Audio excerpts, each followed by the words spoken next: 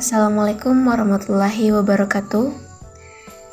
Pertama-tama yang terhormat Ibu Dr. Evi Sagarawati Ampri, SPD MPD, selaku dosen pengampu mata kuliah pengembangan kurikulum dan bahan ajar. Perkenalkan, nama saya Meli Elvira dengan NIM H0523318 dari kelas PGSDC angkatan 2023. Di sini saya akan mempresentasikan materi mengenai merekonstruksi informasi tentang masyarakat dan kebudayaan melalui sistem pendidikan di sekolah. Yang pertama, misi pendidikan persekolahan. Kita ketahui bahwa setiap sekolah memiliki misi pendidikan yang berbeda. Namun, dari misi setiap sekolah tersebut, tujuannya hanya satu, yaitu menjadikan anak bangsa ini agar memiliki kepribadian yang bermartabat. Dimana kita ketahui misi pendidikan lembaga sekolah itu ada 3 macam, yakni yang pertama, pendidikan kepribadian. Untuk misi pendidikan kepribadian ini, sekolah membantu dan bekerja sama dengan keluarga dan lembaga agama. Yang kedua, pendidikan kewarganegaraan. Dalam hal pendidikan kewarganegaraan, sekolah bekerja sama dengan lembaga-lembaga pemerintahan dan masyarakat. Dan yang ketiga, pendidikan intelektual. Dalam hal pendidikan intelektual, sekolah melakukan sendiri walaupun memperoleh bantuan dari lembaga lain, sebab misi pendidikan intelektual adalah kekhususan sekolah. Misi pendidikan intelektual tersebut dilakukan secara berangkai sejak pembelajar memasuki taman kanak-kanak sampai pendidikan tinggi. Untuk tercapainya misi pendidikan tersebut, tentu saja kaum terpelajarlah yang harus berperan aktif, baik itu mahasiswa maupun guru. Karena secara tidak langsung, kaum terpelajar itu harus mengetahui atau memahami perilaku manusia dalam masyarakat dan ikut serta memperbaiki perilaku warga masyarakat. Dengan demikian, barulah masyarakat bisa menilai tentang bagaimana peran sekolah dalam membentuk pribadi kaum terpelajar. Untuk menciptakan kepribadian anak menjadi kaum terpelajar, itu bukanlah hal yang mudah, karena kegiatan yang seperti itu harus memiliki landasan. Karena kegiatan pendidikan ini merupakan peristiwa sosial, gejala rohani, dan tindakan manusiawi dalam hubungannya dengan alam, manusia, dan sistem nilai. Kemudian yang kedua, sekolah sebagai sarana rekonstruksi masyarakat. Sekolah akan berhasil apabila ada kerjasama dengan masyarakat, karena sekolah merupakan lembaga pendidikan yang berada di tengah-tengah, yang mana sebagai satu kesatuan dari masyarakat dan keluarga yang saling berinteraksi, sehingga terbentuklah suatu sistem sekolah. Sistem sekolah ini bisa terwujud jika ada cara interaksi sosial yang khas. Peranan sekolah dalam merekonstruksi masyarakat berarti sekolah merekonstruksi berbagai tata nilai yang ada dalam masyarakat. Oleh Malinowski disebutkan sebagai upaya pengembangan kebudayaan.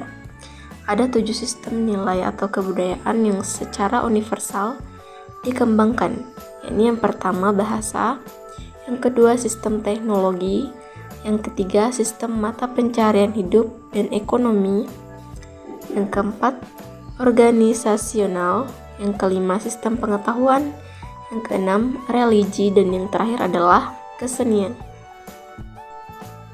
Paradigma pendidikan atau pembelajaran di mana munculnya perilaku yang tidak terpuji, baik pelajar maupun masyarakat terdidik lainnya. Akhir-akhir ini menunjukkan pendidikan dan pembelajaran yang diberikan belum mampu menyentuh pribadi dan watak anak bangsa. Terkesan pembentukan pola berpikir anak, apalagi pada pembentukan konsep diri seperti interaksi personal cenderung membuat anak terbelenggu. Hal ini disebabkan karena pendidikan kita dewasa ini menggunakan paradigma lama yang perlu diperbaharui. Ke-10 perubahan tersebut sebagai pembaharuan dalam pendidikan dalam rangka peningkatan sumber daya manusia. Ke-10 perubahan tersebut dilakukan dalam pendidikan dikemukakan dalam bentuk pernyataan sebagai berikut. Yang pertama, apakah pendidikan sebagai proses pembelengguan atau proses pembebasan? Yang kedua, apakah pendidikan sebagai proses pembodohan atau proses pencerdasan? Yang ketiga, apakah pendidikan menghasilkan tindak kekerasan atau menghasilkan tindak perdamaian?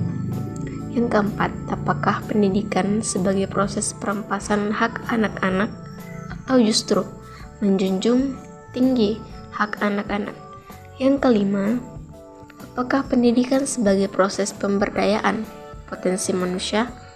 Yang keenam, apakah pendidikan untuk memecah wawasan manusia atau menyatukan wawasan manusia?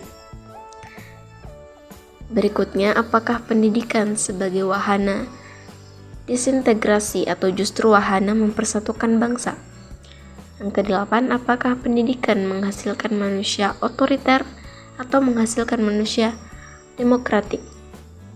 Yang kesembilan, apakah pendidikan menghasilkan manusia apatis terhadap lingkungan atau responsif dan peduli terhadap lingkungan? Dan yang terakhir, apakah pendidikan hanya terjadi di sekolah atau bisa terjadi di mana-mana? Kemudian yang selanjutnya adalah pengaruh internal dan eksternal dalam pengelolaan pendidikan. Penyelenggaraan pendidikan nasional yang dilaksanakan secara terus-menerus dan berkelanjutan tentu saja ada beberapa faktor yang mempengaruhi. Di antaranya, yang pertama, pengaruh internal. Nah, yang dimaksud dengan pengaruh internal adalah pengaruh kebudayaan dan kehidupan masyarakat bangsa Indonesia. Yang kedua adalah pengaruh eksternal, yakni pengaruh akibat adanya perkembangan dunia yang mengglobal yang berlaku dalam dasawarsa ini. Akibat adanya pengaruh tersebut, secara tidak langsung memberikan kontribusi terhadap pembentukan watak dan kreativitas anak bangsa. Untuk menghadapi kondisi seperti itu, Ki Hajar Dewantara mengingatkan agar menerapkan strategi trikon dalam pengelolaan pendidikan. Adapun trikon itu sebagai berikut. Yang pertama, konvergen. Maksudnya agar pendidikan di Indonesia dapat berkembang dengan baik. Artinya dapat seimbang dengan kualitas pendidikan negara-negara maju. Maka sebaiknya ada adopsi nilai yang dipinjam dari budaya barat, meskipun harus diadakan filter dalam penggunaannya. Kemudian yang kedua, konsentris. Maksudnya bahwa untuk mengembangkan pendidikan di Indonesia haruslah bertolak dari kebudayaan yang mengindonesia, sehingga nilai-nilai luhur bangsa tetap tertanam dalam generasi bangsa. Yang terakhir adalah kontinuitas. Maksudnya bahwa pendidikan di Indonesia haruslah dilakukan secara terus-menerus. Yang terakhir adalah pendidikan di sekolah dengan sistem desentralisasi.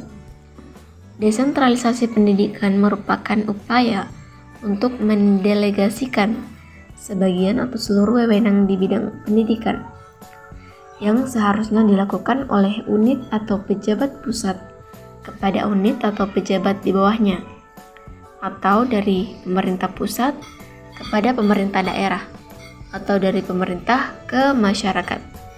Kewenangan di bidang pendidikan bisa dirinci mulai dan kewenangan merumuskan atau membuat kebijaksanaan nasional di bidang pendidikan, melaksanakan kebijaksanaan nasional dan mengevaluasi atau memonitor kebijaksanaan nasional tersebut.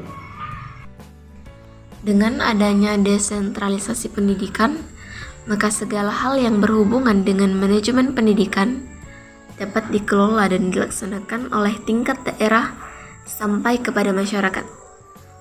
Bila dirinci, kewenangan di bidang pendidikan ini dapat mencakup mulai dari kewenangan merumuskan atau membuat kebijakan nasional di bidang pendidikan, melaksanakan kebijaksanaan nasional, dan mengevaluasi atau memonitor kebijaksanaan nasional tersebut.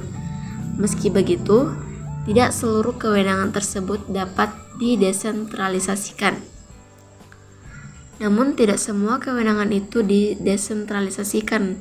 Oleh karena itu, desentralisasi pendidikan berusaha untuk mengurangi campur tangan atau intervensi pejabat atau unit pusat terhadap persoalan-persoalan pendidikan yang sepatutnya bisa diputus atau dilaksanakan oleh unit di tataran bawah atau pemerintah daerah atau masyarakat. Adapun upaya desentralisasi pendidikan, salah satunya yaitu pemberian otonomi kepada perguruan tinggi. Itulah tadi pembahasan mengenai merekonstruksi informasi tentang masyarakat dan kebudayaan melalui sistem pendidikan di sekolah. Saya mohon maaf apabila ada kekurangan dalam presentasi saya. Sekian, Assalamualaikum warahmatullahi wabarakatuh.